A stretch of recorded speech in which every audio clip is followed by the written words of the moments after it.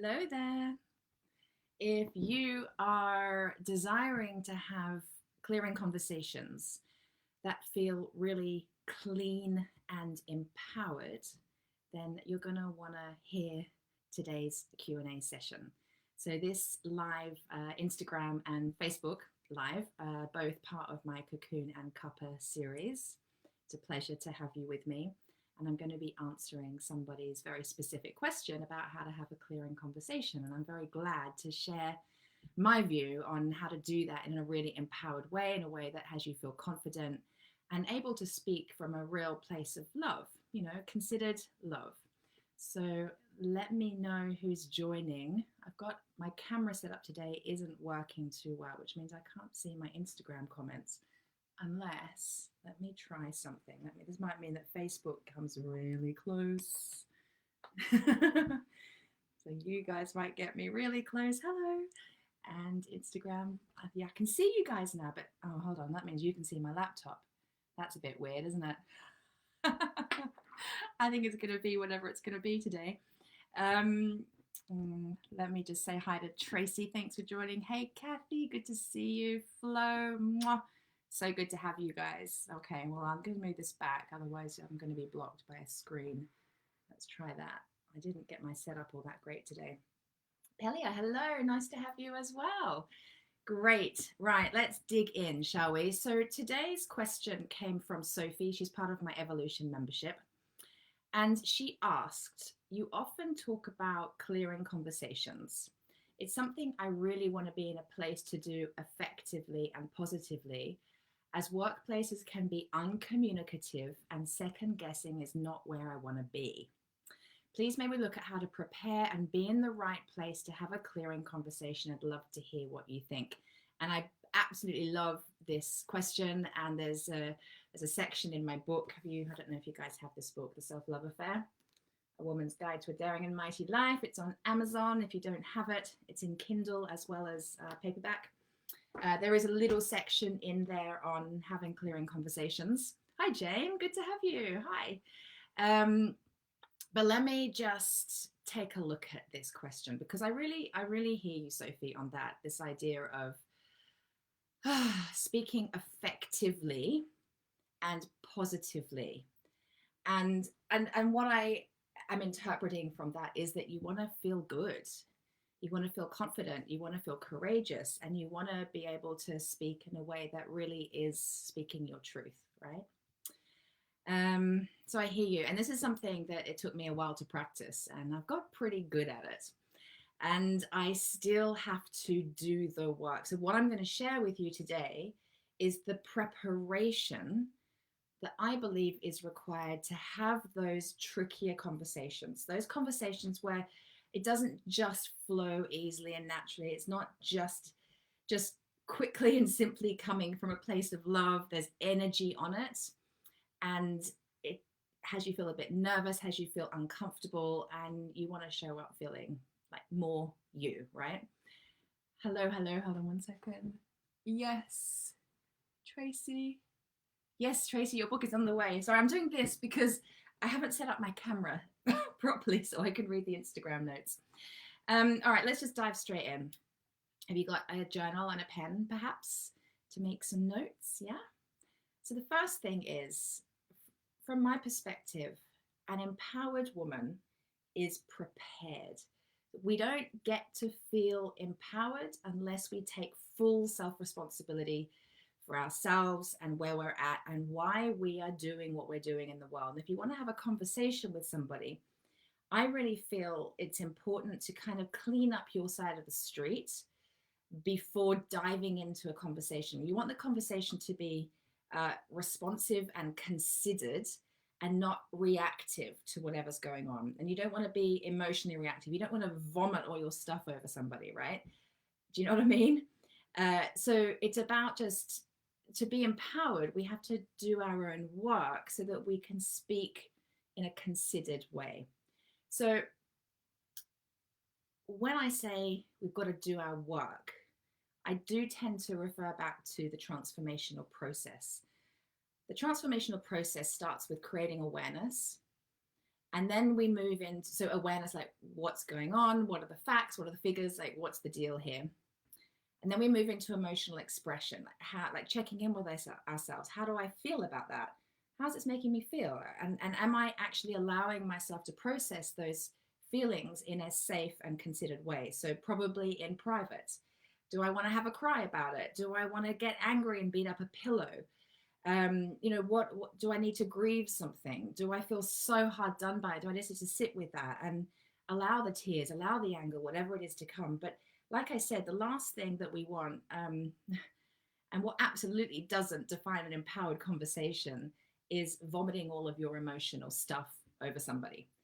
Because quite frankly, it's not their business. How you are responding or reacting to a situation is your business. It's got nothing to do with anybody else. So you've got to clean up your side of the street and do your work before you have the conversation. So you're getting into an awareness of like what's going on for you, why you even need to communicate. You're allowing yourself time to feel your feelings around it.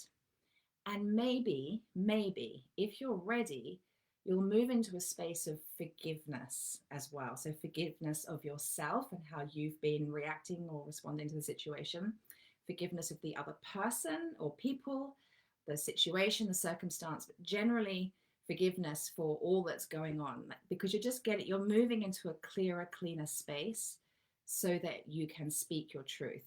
Now, you don't have to be in full forgiveness before you have a conversation with somebody. And sometimes I think the conversation can help you move into a space of forgiveness. But as I'm going to elaborate on in a moment, just before you have the conversation, I will be inviting you into a space of being able to speak your truth with love. So opening your heart, connecting to your spiritual self.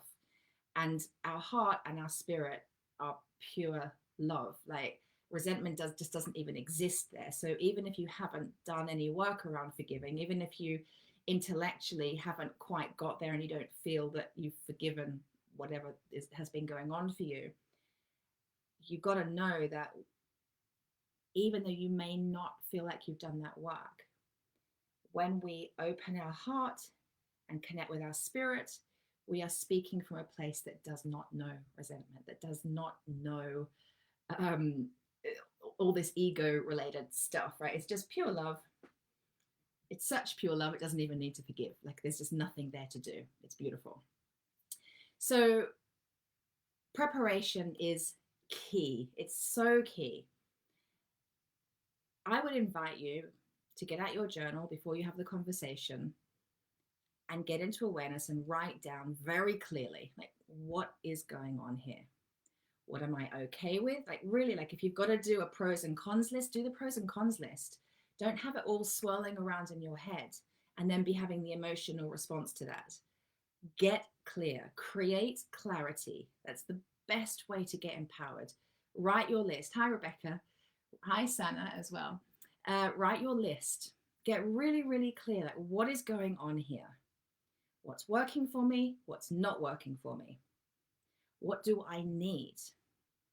If I'm going to have a conversation with this person or people, what is it that I need to express? What is it that I need to share? Hi, Sophie. Glad to have you. What is it that I need to share? What is it that I need to say? What thoughts do I need to express? What feelings do I need to share with them? What boundaries do I need to put in place? What are my needs that I feel like aren't getting met and that I need to be met? Yeah, so get really, really crystal clear, because all too often we can kind of, something will happen and then we'll knee-jerk reaction. We haven't prepared. We haven't got into awareness about really what's going on, the dynamic and what we want instead. We haven't processed our feelings around it first, and we just knee-jerk vomit, in a kind of irrational way. That can happen. And I'm pretty sure that what Sophie's asking is, how do I have conversations so that's not happening? Not to say that Sophie is doing that. I have a feeling, actually, Sophie, you're just not speaking up, right? Because it's too scary, and because you've had experiences where you've got shut down, perhaps, or made to feel wrong, and you haven't been able to fully and strongly speak your truth. So the purpose, right? So you've done your research, essentially. You've done your pros and cons list. You've got really, really clear, what is this about? And then it's depending on the relationship, depending on the situation. Yes, Sophie's agreeing, exactly. Yeah. So depending on the relationship, the situation, the depth of the relationship, is it personal, private? Is it like a work related thing? Is it a client? Is it a boss? Who knows? You might want to, and I've done this very many times before, you might want to actually write out what you're going to say. You might need to write a few paragraphs of what you're going to say in the perfect way that you would like to say it. You might want to write some bullet points. You might just want to get absolutely crystal clear that this is what I'm going to communicate. And in advance, I know that if I was to say this, I would really feel seen and heard. I would feel like I was communicating my message, and I was doing it in a way that felt really good for me, really aligned with me. So again, it's about preparation. So write it out. I've worked with clients and we've actually together worked out like specifically what they're going to say. And we do have to release that because you're not going to sit and read a script, right? And clearing conversations, because they are vulnerable often, because you are going into them with an open heart, they may, and depending again on the conversation and the emotional attachment to it, like what this is bringing up for you, often they might not be particularly graceful and definitely not perfect. They might be a little bit awkward. But in my experience, I actually think that that level of vulnerability and imperfection is very connecting, because it's almost difficult to connect with perfection. And I personally find it easier to connect with imperfection if the imperfection is just coming from just this open-hearted, vulnerable place. The person they've had a really good think about what they're coming to me with, and I've had to think about what I'm going to them with, and yeah, it'll be a little bit awkward, a bit weird. There'll be some emotion there, but it's empowered because we've prepared first. Does that make sense? So yeah, you might want to write out the whole conversation first, and then just put it to one side and allow the conversation to be what it will be. No attachment to perfection. That's so important. If it does help you, like say you've got to go into a boardroom and have a meeting about something, of course, take your notes. Be prepared. If you're going into a courtroom, be prepared. Have your bullet points, have your backup. If you need to refer to whatever materials you need to refer to, make sure you have it, and make sure it's really organized and you're fully armed with everything that you need. Yeah. Remember, an empowered woman is prepared.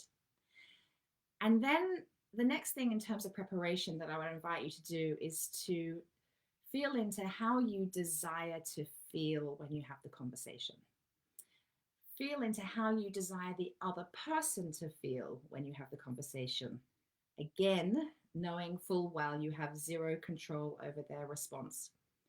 You have zero control over their reaction. Their experience is totally their experience. But it is really nice, I think, because this is about setting intentions. It's really a lovely practice to actually consider, well, how do I want to feel when I'm having this conversation?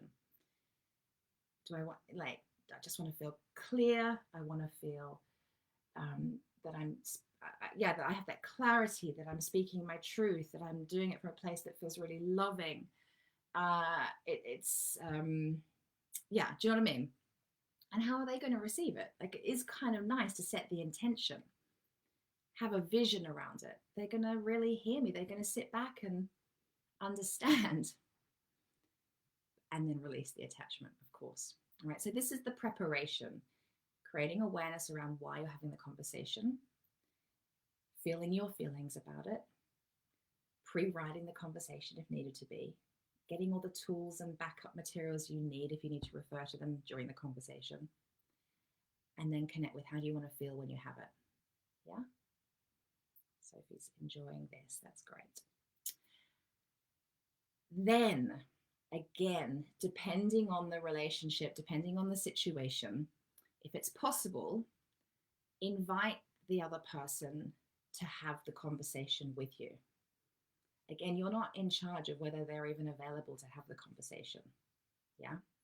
And through the invitation, you might change your mind that maybe you can sense they're really not available to have the conversation, so you don't need to go there. It doesn't feel important. Maybe an email is better, right? But invite them into the conversation and agree together on a time and place. It could be a phone call, it could be a meeting in person, but set something up that feels good for both of you, that it's a safe space that allows both of you to feel the ability to open your heart, to be vulnerable, to feel seen and heard, but safely. The other person needs to know they're safe. Like if you're just totally in charge of the whole situation and they're on the back foot, or you kind of take them by surprise and they're on the back foot, that's not a particularly loving or thoughtful or considered way to begin what is potentially a big conversation. So invite them to meet you in a way that feels good for both of you. And then on the day of the conversation, so you've done all your preparation, you're both ready to meet in the way that you've agreed. On the day, you're going to reconnect with why you're having the conversation. You're going to reconnect with how you desire to feel and how you desire the whole conversation to kind of flow, and maybe even the outcome. And then you're going to release that because you have zero control over the outcome. You have zero control over their response, and you have got to, it's so important to have zero attachment to how they're going to respond.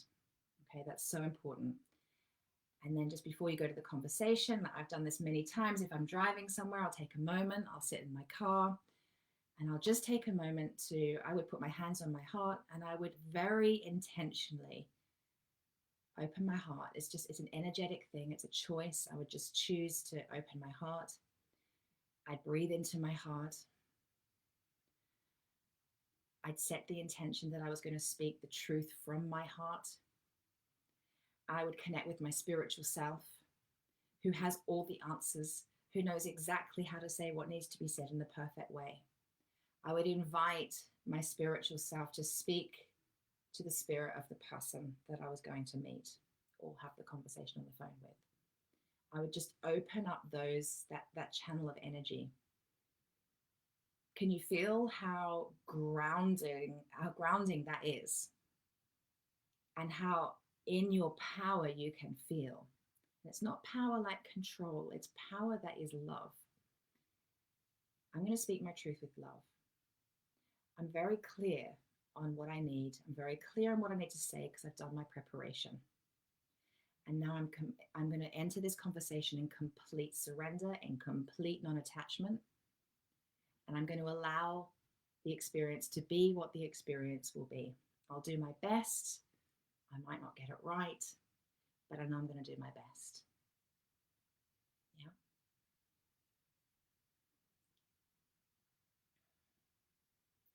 Hey, Liz. Yeah. So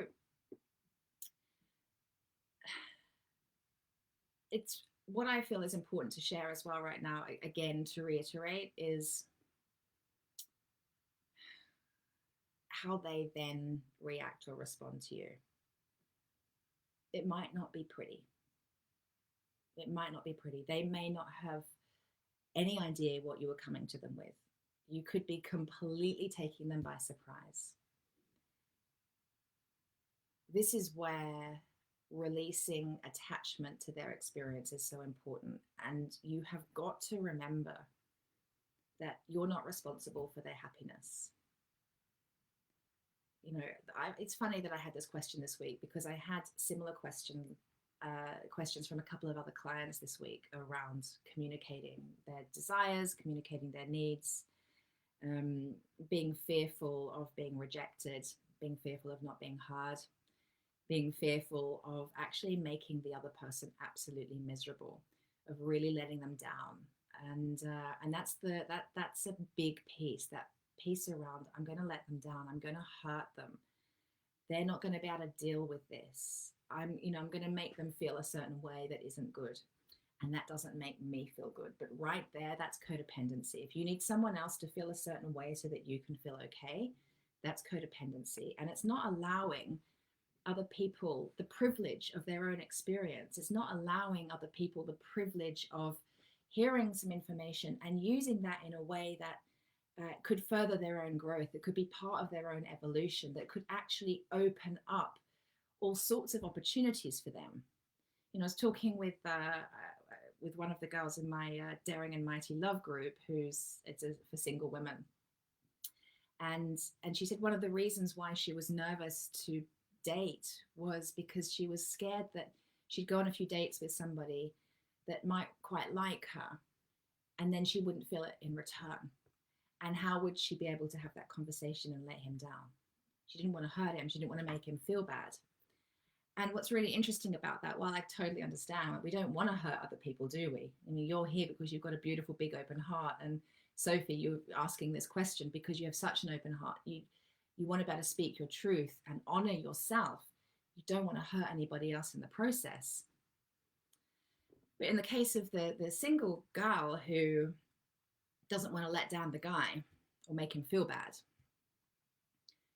by not speaking your truth, it's a complete lose-lose scenario, because she's feeling uncomfortable. She's not in a relationship that feels true or good for her. And so she's denying her own truth. And this poor guy is in a relationship with somebody that doesn't fully appreciate him, doesn't understand or acknowledge or love everything that's so bloody delicious and lovable about him. So he's missing out on having the relationship he deserves to have. I believe there's someone for everybody if we desire to be with someone. There's a woman out there for this guy, and by not speaking your truth, he's missing out on that. And if through speaking your truth, there's some pieces that he needs to address, he needs to heal, transform, evolve, by speaking your truth, you're opening up the possibility for him to go and do the work he needs to do. Or not, but it's his choice. By speaking your truth, it becomes a win-win. You're honoring who you are, and you're honoring the goodness of him, of that person. You're actually having faith in them, that something better is available for them, that it could potentially be better for both of you. Does that make sense? And it's really important at the same time, when we are sharing our truth with somebody, particularly when it's no, it doesn't really matter the scenario. I think in every scenario where it feels a bit tricky, we have to remember that at the end of the day, we're all just kind of little kids doing our best in the world. We've all got this inner child that in various areas of our life are sometimes running the show. Ultimately, we are all pretty vulnerable, and we all have that part of us that's not fully grown up yet, and that doesn't feel safe and that doesn't trust. I mean, that's the work that I do with women, is help them to grow into their adult self so that they can feel safe, so that they can trust, so they can have really solid, empowered relationships. And I believe it's always a journey.